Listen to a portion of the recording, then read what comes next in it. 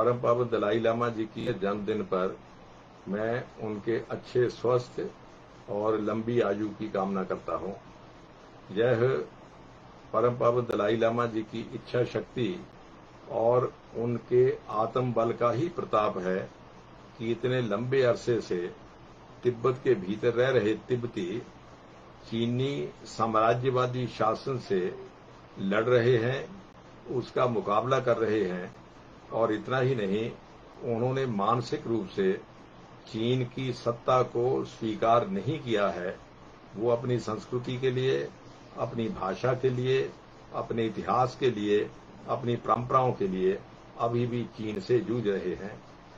इस पूरे आंदोलन का श्रेय एक प्रकार से कहना चाहिए परम पावन दलाई लामा जी के आत्म बल को ही जाता है कि उन्होंने अपने आचरण, अपने ज्ञान और अपने एक प्रकार से कहना चाहिए व्यवहार से पूरे विश्व में अपना स्थान बनाया है और उसके कारण तिब्बत के भीतर रह रहे तिब्बतियों में एक नई प्रेरणा और एक नई स्फूर्ति दी है।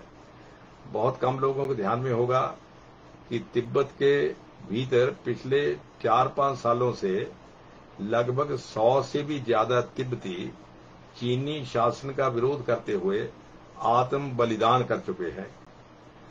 उन्होंने अपने जीवन को, अपने यौवन को चीनी दैत्य से मुकाबला करते हुए अग्नि के समर्पित कर दिया है। उसमें बहुत से भिक्षु हैं और खास करके युवा तिब्बती हैं। प्रिय मित्रों, दुनिया भर के स्वतंत्रता आंदोलनों में बहुत प्रकार के प्रयोग होते हैं, लेकिन ये ऐसा प्रयोग है जिसका शायद विश्व में पहली बार प्रयोग हुआ है।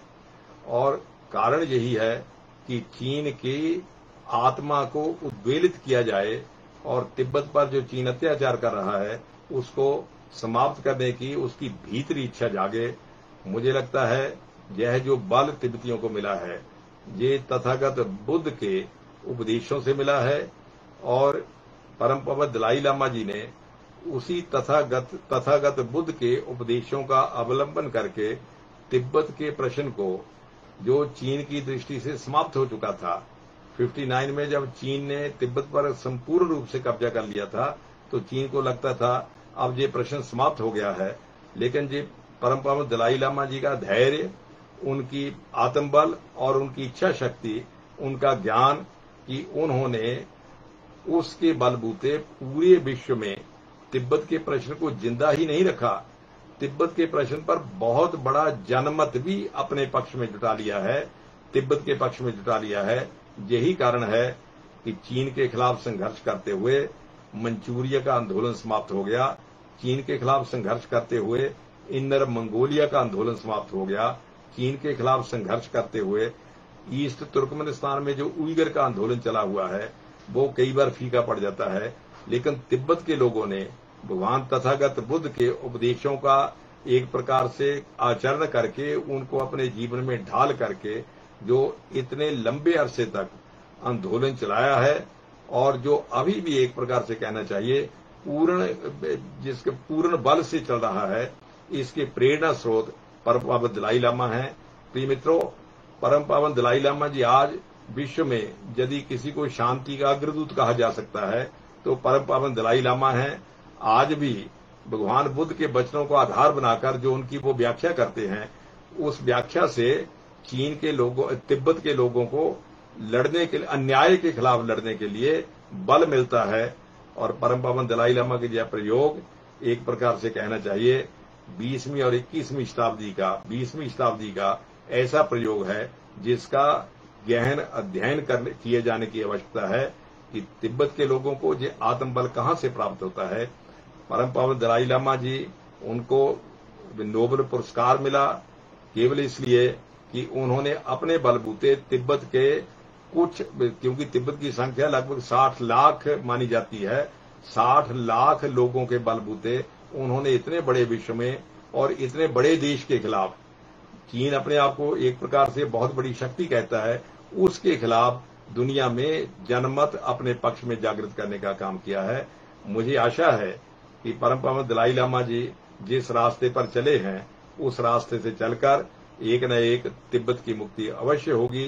मैं उस तिब्बत की मुक्ति की कामना करता हूं और दलाई लामा जी के इन प्रयासों की, जो स्पिरिचुअल प्रयास भी हैं और भौतिक प्रयास भी हैं, आत्मबल के प्रयास भी हैं और उसका अप्लाइड एस्पेक्ट भी है, इन सभी प्रयासों के कारण एक नया प्रयोग, एक नई ऊर्जा, एक नई चेतना तिब्बत के लोगों में हुई है।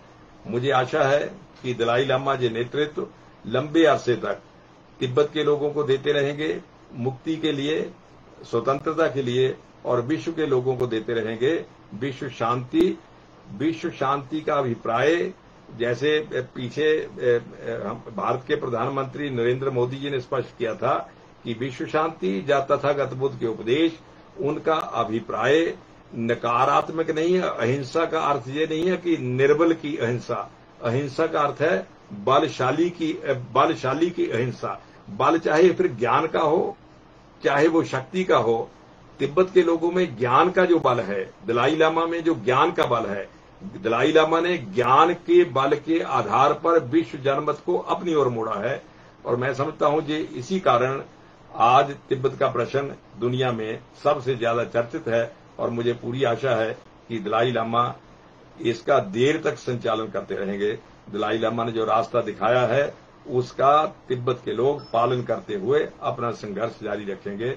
मैं एक बार फिर दलाई लामा जी के जन्मदिन के अवसर पर तिब्बत के सभी लोगों को बधाई देता हूं और कामना करता हूं कि तिब्बत के लोग अपने इस संघर्ष में सफल हों। भारत के लोग उनके साथ हैं। भारत और तिब्बत के जो लोग हैं वो मित्र नहीं है, वो भाई भाई हैं। भारत और तिब्बत का रिश्ता केवल दोस्ती का रिश्ता नहीं है, केवल पड़ोसी का रिश्ता नहीं है। भारत और तिब्बत का रिश्ता भाई भाई का रिश्ता है। तथागत बुद्ध के उपदेश तिब्बत में भी गूंजते हैं, तथागत बुद्ध के उपदेश हिंदुस्तान में भी गूंजते हैं। डोलमा का संदेश, तारा का संदेश तिब्बत में भी गूंजता है, तारा का संदेश हिंदुस्तान में भी गूंजता है। वांगचुक का संदेश तिब्बत में भी गूंजता है, वांगचुक का संदेश हिंदुस्तान में भी गूंजता है। बज्जरजान तिब्बत में भी है, हिंदुस्तान में भी है।